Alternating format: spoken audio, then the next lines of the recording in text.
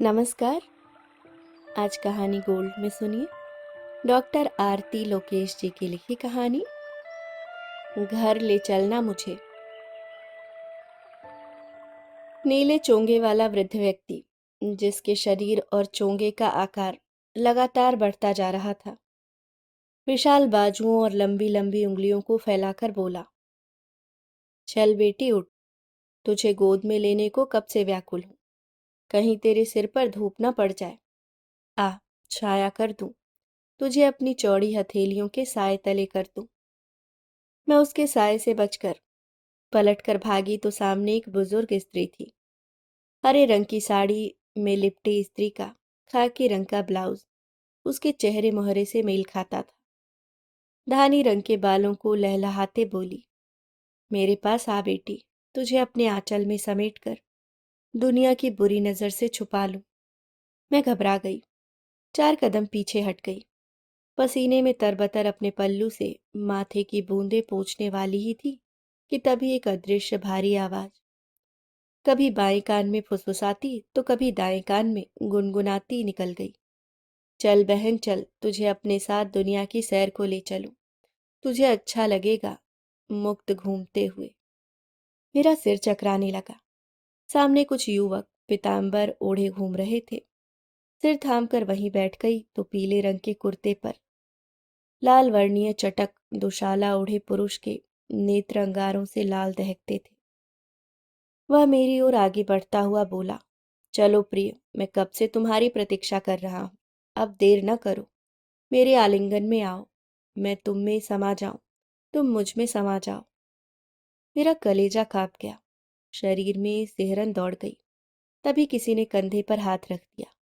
गहरी नीली निकर, हल्की नीली टी शर्ट पहने वह निरीह बालक हाथों में बहुत से कंकड़ पत्थर उठाए आशा से मुझे निहार रहा था। वह भी इन सब का सताया हुआ ही लग रहा था। कंकड़ियों को उछालते हुए बोला, माँ मेरे पास आओ, मैं तुम्हारे साथ खेलना चाहता हूँ, संग संग दौड़ लगाना चाहता हूँ, एक बार तुम्हें अपने घर ले जाना चाहता हूँ। नहीं, छोड़ो मुझे, मुझे नहीं जाना किसी के साथ, मुझे अपने घर जाना है। मैं चिल्ला उठी। मेरे विद्रोही स्वर से सब अचानक लुप्त हो गए। उफ, कितना अजीब सपना था, भयानक। एक अनजाना सा डर भर गया मन में। ये कौन लोग थे जिन्होंने मुझे चारों तरफ से घेर रखा था।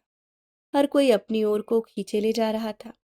कोई हाथ पकड़ रहा था, कोई पैर और कोई पल्लू। न जाने कौन थे, कहाँ से आए थे। मुझे अपनी बहन, बेटी और माँ बता रहे थे। मैं तो जानती तक नहीं, कभी देखा भी नहीं। और वह मुझे प्रेम निमंत्रण दे रहा था। बड़ा ही विचित्र प्राणी था। न अपनी उम्र देख रहा था, न मेरी। उसकी सूरत तो प्राणेश से बिल्कुल नहीं मिलती। प्राणेश को तो दुनिया से विदा हुए भी इतने बरस गुजर गए कि गिनती याद नहीं।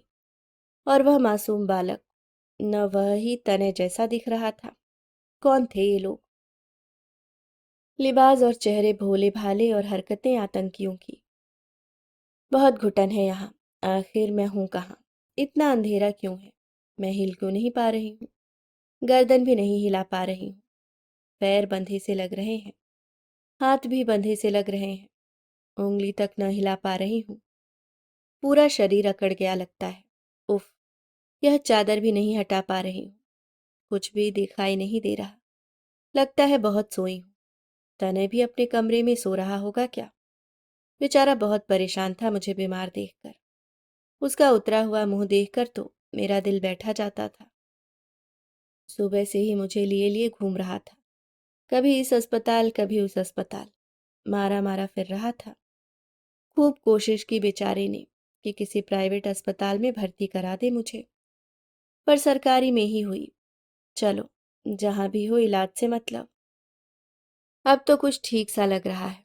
शायद मुझे आराम की भी जरूरत है।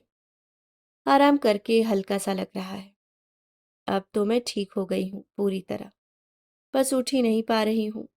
घर की याद सता रही है। अब घर चलना चाहिए, बाकी आराम घर में कर लूंगी। तने दिखे तो कह देती हूँ कि हो गया इलाज, बस घर ले चलना अब मुझे। 2 दिन से छाती में बलगम की शिकायत थी। जब घर से निकली थोड़ी सांस उखड़ सी रही थी। अब तो सांस लेने में कोई दिक्कत नहीं महसूस हो रही है। ऑक्सीजन लगने से पसलियां भी ठीक चल रही हैं। कलेजा भी एकदम चकाचक मालूम हो रहा है। बीमारी हारी में भी कभी खाली तो बैठी ही नहीं मैं। अब यहाँ कितनी देर हो गई है खाली पड़े पड़े। हजारों काम अधूरे छुड़वा कर अस्पताल ले आया था तने। मैं कहती रह गई थी कि थोड़े काम समेट दूं, पर माना ही नहीं।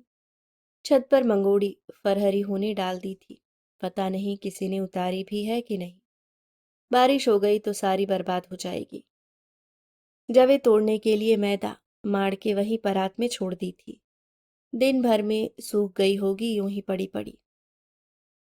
इतने बढ़िया कच्चिया आम बिक रहे थे उस दिन ठेली पर। जी नहीं माना। सुवधू ने लाख मना किया, फिर भी ले लिए कि अपने हाथों का अचार खिलाऊं बाल गोपालों को। सेवक से कहकर कच्ची घानी सरसों का तेल, असली हल्दी, तीखी लाल मिर्च, पहाड़ी नमक, सौंधी कलौंजी, दरदरी सौंफ, सारे मसाले मंगा लिए थे। इमाम दस्ते में डालकर महाराज से कुटवा भी लिए। सामान संभल गया, पर तबीयत तनिक बिगड़ गई। जाने अंबियां फ्रिज में रख दी थी कि बाहर चौके की पटिया पर ही छोड़ दी थी, याद ही नहीं आ रहा। उम्र के साथ याददाश्त भी अब उतनी दुरुस्त नहीं रही। छज्जे पर कपड़े सूखते छोड़ आई थी, चिमटी भी नहीं लगाई थी कि ले अभी उतार लूंगी। मौसम का कुछ पता थोड़े ही है। हवा चली तो उड़ जाएंगे या भीग जाएंगे बारिश में। नाद में चादर तौलिए भिगो रखे थे। थापी से कूटकर ही चमकते हैं, धुल धुल कर खिलते हैं। चाकू छुरियों पर धार लगवानी थी। कबाड़ी को भी आने को बोल दिया था। कांच की बोतलें, प्लास्टिक के डिब्बे काट के पाए। टूटी चौखटें दुर्छत्ती में जगह घेरे पड़ी हैं, तो लोहे की जड़ें जंग खा रही हैं। ढेरों अखबार की रद्दी अलग इकट्ठी हुई पड़ी है, जिसे रद्दी वाले के लिए बैठक में ही रख छोड़ा था। पुराने कपड़ों की पोटली भी खूंटी पर टांग दी थी कि बदल कर स्टील की नाद ले लूं। हफ्ते में एक बार ही आता है वह बर्तन वाला, जिसके बर्तन चांदी से चमकते हैं। बाकियों की तो कलई उतर जाती है पानी लगते ही। बिजली चली गई थी रात को, तो तेल की कुप्पी भी अलगनी पर रख दी थी। तेल न रिस जाए उसमें से। कुछ भी तो नहीं कर पाई हूँ। जाकर यह सब समेट कर एक तरफ कर दूंगी। अब की बार सफाई हो जाएगी। तुलसी जी को जल देने को लोटा भी भरकर चौरे पर ही रखा था सुबह। इतनी गर्मी में झुलस जाती हैं माता। थोड़े दिनों के लिए अंदर सरका लूंगी। गर्मी गर्मी। मंजरी बोने के लिए नया कलश भी लाया रखा है। मेरे लड्डू गोपाल भी पंचमेवा भोग का इंतजार करते होंगे। मंदिर में देवी देवताओं को पोशाक चढ़ानी थी। चांदनी चौक से खुद जाकर बढ़िया कामदार कपड़ा और गोटा पट्टी लाकर दे आई थी दरजानी को। सिल के तैयार कर दी होगी उसने। 2 दिन से मंदिर भी नहीं जा पाई। पुजारी जी भी सोचते होंगे कि मंदिर को रोज बुहारने की हामी भरकर कहाँ गायब हो गई हूँ। चितकबरी गाय भी अपनी पालक की गड्डी की राह देख रही होगी। सुबह चक्कर से आए तो दुर्गा सप्तशती का पाठ भी अधूरा ही रह गया। पुस्तक यूं ही औंधी कर पूजा के आले में रख दी थी। कहीं धरती पर या चौकी पर ही न गिरा दी हो मैंने, आखिर मिचमिचाने के कारण। पड़ोस से आया शादी की मिठाई का डिब्बा यूं का यूं ही भरा रखा होगा। आजकल के बच्चे तो जवान बाद में होते हैं, बूढ़ों वाली बीमारियां पहले लगा लेते हैं। मुझे ही खानी पड़ती है मिठाई। मैं भी एक एक टुकड़ा ही तो खा सकती हूँ। नकली दांतों से कितना चबाऊंगी। जब तक मुलायम रहता है, मीठे का एक आध टुकड़ा जबान पर धरा जा सकता है। बाकी तो सूखने से पहले ही मेहरी कहारिन को देना था। किसने याद रखा होगा भला। सूख ही गई होंगी सारी डलियां। अरे ये मिठाई से याद आया कि मोहल्ले में जसूटन भी तो था। बहुत प्यार मनुहार से बुलावा दे गई थी। कोई गया भी होगा गीत गाने। बेचारी मेरे आसरे ही ढोलक ले आई थी। मेरे हाथों की थाप सुनकर ही मोहल्ले की औरतें संगत को निकलती हैं। स्नेहिल के बालक की भी तो अन्न पुरोजन होना था। सब शुभ काम मेरे बिना ही करने पड़े होंगे मजबूरी में प्रिया को। अरे ये इतनी ठंड कहाँ से आ रही है। अभी तो गर्मियों का मौसम है। आँख खुली तब तो पसीना आ रहा था। अब अचानक कुल्फी जमने लगी शरीर की। ये बीमारी फिर से तो जोर नहीं मार रही। लगता है बीपी फिर बिगड़ रहा है। इस बीपी का भी कुछ नहीं पता लगता। जब मर्जी गिर पड़ता है मुआ, जब मर्जी ऊपर को चढ़ लेता है। शरीर में झुरझुरी सी दौड़ रही है। अरे मेरे हाथ के कंगन कहाँ गए? चेन बूंदे कुछ नहीं है। पूछूं किससे? कोई पास भी तो नहीं है। तनय तनय, अरे कोई सुन क्यों नहीं रहा है? कहाँ चले गए सबके सब? कुछ आवाजें आ तो रही हैं। लग रहा है कोई नर्स या डॉक्टर आ रहा है फेरे पर। शायद आकर बत्ती भी जला दे यहाँ की। इतना घना अंधेरा कि हाथ को हाथ नहीं सुझाई दे रहा है। क्या पता तनय यहीं सो रहा हो। आंख लग गई होगी बेचारे की। लगता है अभी दूर हैं वे लोग। पास आने दो, फिर आवाज लगाऊंगी। शायद सुन ले ये लोग और तनय को जगा दे, या फिर बुला लाएं तनय को, जहां भी वह है। लग रहा है कि पास आ गए हैं। सुनूं तो सही, कौन है ये और क्या बात कर रहे हैं? आवाज एक, रिपोर्ट आ गई क्या? आवाज दो, रिपोर्ट आई है पर कोविड की नहीं। आवाज एक, क्या मतलब, फिर क्या रिपोर्ट आई है? आवाज दो, रिपोर्ट में नेगेटिव पॉजिटिव कुछ नहीं लिखा है, सैंपल दोबारा लेने को लिखा है। आवाज एक, क्यों भाई, सैंपल लिया तो था, मैं खुद अपने हाथ से लैब में जमा करा कर आया था। आवाज दो, जी वह सैंपल ठीक नहीं था जो पहले लिया था। आवाज एक, भाई पहेलियां ना बताओ, सैंपल दोबारा क्यों पूछ रहे हैं वह बतलाओ। आवाज दो, उस सैंपल से कुछ नतीजा नहीं निकला है, नतीजे की रिपोर्ट के बाद ही कुछ किया जा सकता है। आवाज एक, अरे मेरे दोस्त कमाल करते हो, अब कैसे सैंपल लोगे, सारा शरीर तो जम गया है ना। आवाज दो, जी अब तो पोस्टमार्टम के लिए भेजना पड़ेगा, वे ही सैंपल लेंगे। आवाज एक, क्या? ना ना, हम ऐसी दुर्दशा नहीं होने देंगे अपनी माँ की, आप उन्हें हमें सौंप दीजिए बस। आवाज दो, रिपोर्ट के बिना कुछ संभव नहीं है, समझो मेरे भाई। आवाज एक, मैं कुछ नहीं जानता, मेरी माँ को हमारे हवाले कर दो बस।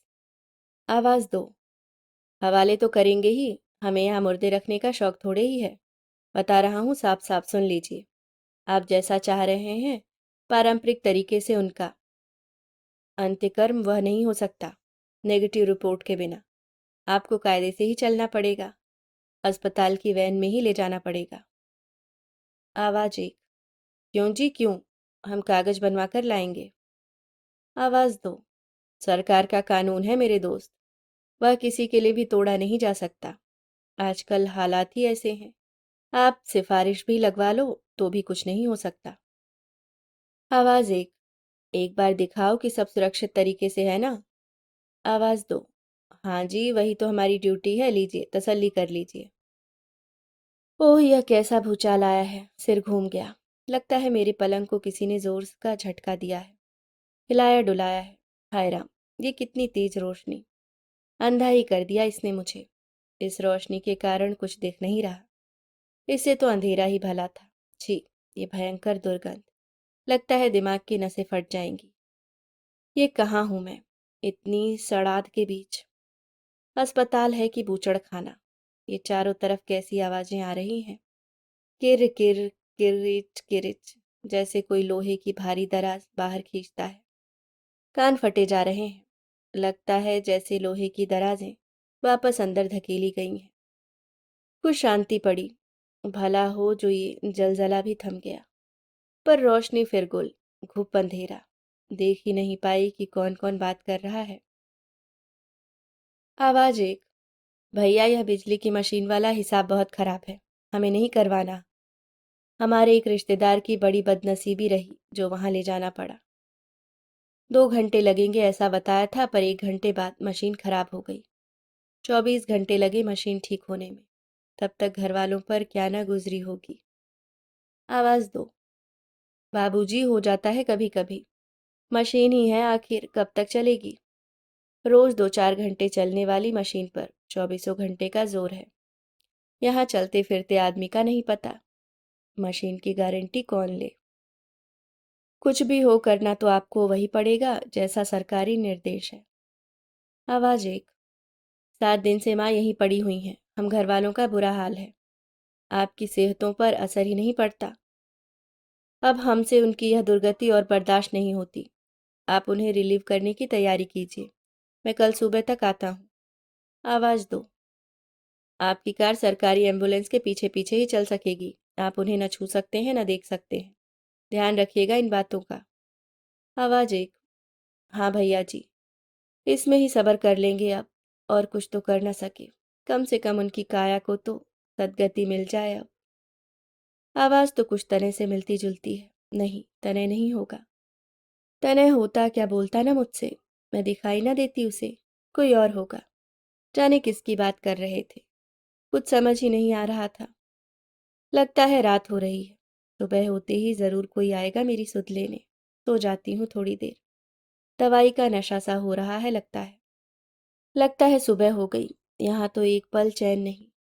अरे यह फिर लोहे की भारी भारी आलमारी, मेज सरकाने की आवाजें। ओह, फिर रोशनी से अंधी हुई जा रही हूँ। अब तो ये रोशनी बंद ही नहीं हो रही है। भारी दराजे बंद करने की आवाज भी खत्म हो गई। मेरे मुंह पर से ये कपड़ा क्यों नहीं हट रहा है? ये मुझे कहाँ ले जा रहे हैं? कुछ समझ क्यों नहीं आ रहा है? ये मेरा पूरा शरीर डोल क्यों रहा है, जैसे मैं किसी बैलगाड़ी में हूँ। फिर से दम घुट रहा है। मुझे घर ले जा रहे हैं क्या? पर कोई मुझसे बोलता तो सही, मुझे कुछ बताते तो सही। शुक्र है ये झटके लगने तो बंद हुए। लगता है घर पहुंच चुकी हूँ। अब तो किसी ने मेरा मुंह भी उघाड़ दिया है। शुक्र है यह तने ही है। तने, तने, यह मेरी आवाज क्यों नहीं सुन रहा? तने, तने रो क्यों रहा है? तने, तने, मैं यहाँ हूँ तने। अब तो तू घर ले आया ना मुझे। क्या घर नहीं है ये? तो घर ले चल मुझे। यह क्या? तने मेरी परिक्रमा कर रहा है, वह भी मटकी हाथ में लेकर। मटकी में से पानी गिर रहा है, मेरे ऊपर छींटे भी पड़ रहे हैं। उफ, एक चादर से ही परेशान थी, ये कितनी और चादरें मेरे ऊपर डाल दी हैं अब। यह आवाज कैसी, जैसे बम फूट पड़ा हो। यह कितना पानी मेरे शरीर से छू रहा है। कहाँ ले आया है तने मुझे? घर ले चलना मुझे। ये चार संबंधी अचानक कैसे? अरे अरे, ये मुझे अपने कंधों पर उठा रहे हैं। चार कंधों पर घर जाऊंगी क्या मैं? क्या मैं इतनी भारी बोझ हो गई हूँ? ये किस मशीन में रख रहे हैं मुझे? जांच की मशीन है क्या इतनी बड़ी? कोई और जांच होगी अभी। अभी इलाज बाकी है क्या? क्या यह कोई और बड़ा अस्पताल है? हाय इतनी तपिश, जल रही हूँ बुरी तरह। कोई तो तपते बदन पर छाया कर हल्की सी ठंडक दो। जाने किसकी नजर लग गई जो इतना कष्ट हो रहा है मुझे। कोई मेरे झुलसते शरीर पर गीली मिट्टी का लेप लगा दो। कोई मुझे इस मशीन से बाहर निकालो, मुक्त कर दो मुझे। कोई तो मुझे गले लगाकर मुझे तसल्ली दे दो। कोई तो दौड़ कर आओ और मुझे घर ले चलो। गगन, चल बेटी उठ, तुझे गोद में लेने को कब से व्याकुल हूँ। कहीं तेरे सिर पर धूप न पड़ जाए, आ छाया कर दूं, तुझे अपनी चौड़ी हथेलियों के साए तले कर दूं। अवनी, मेरे पास आ बेटी, तुझे अपने आंचल में समेट कर दुनिया की बुरी नजर से छुपा लूं। पवन, चल बहन चल, तुझे अपने साथ दुनिया की सैर को ले चलूं। तुझे अच्छा लगेगा मुक्त घूमते हुए। अनल, चलो प्रिय, मैं कब से तुम्हारी प्रतीक्षा कर रहा हूँ। अब देर न करो, मेरे आलिंगन में आओ, मैं तुम में समा जाऊं, तुम मुझ में समा जाओ। अम्बू, माँ, मेरे पास आओ, मैं तुम्हारे साथ खेलना चाहता हूँ, संग संग दौड़ लगाना चाहता हूँ, एक बार तुम्हें अपने घर ले जाना चाहता हूँ। अभी आप सुन रहे थे डॉक्टर आरती लोकेश जी की लिखी कहानी घर ले चलना मुझे।